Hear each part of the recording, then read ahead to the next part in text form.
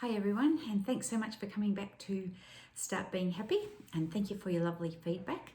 And today's little thought came when I was at the beach. I'm spending a lot of time down the beach at the moment with this isolation, and I'm a believer that the world is always our mirror. It will all, the micro is often reflected in the macro. When there's disturbance out there, there's often disturbance in here.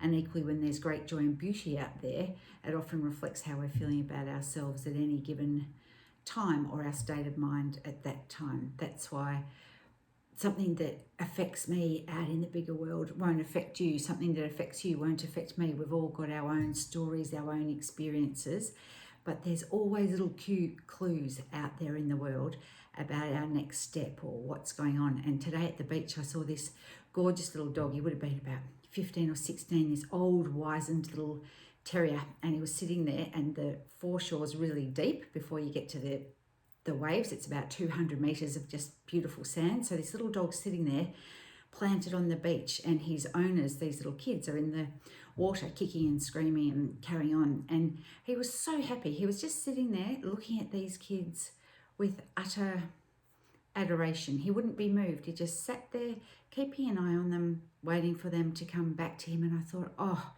if that is not the essence of how we as human nature operate, our soul or our spirit is like the dog. It's sitting there ever patiently, ever quietly, ever calmly, ever lovingly, calling us home. And our minds, our egos, are like the kids, kicking and splashing in the water. 1 minute, hysterical with happiness, and the next crying because someone splashed somebody or something's going on. But our soul essence is always there, immovable, unshakable, just joy and love. But we think we're the mind that's out there, which is so changeable and flipping from one to the other. And if we can just find 5 minutes a day, as a minimum, to sit in that stillness, because that's our spirit calling us home. That's where every answer is, where every truth is, where joy and peace are found. So whether you say that mantra for 5 minutes a day, who am I? If you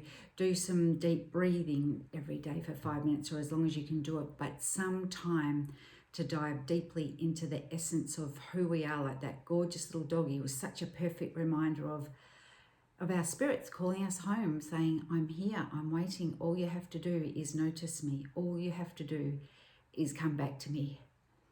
And that's where the joy is. Bless you all.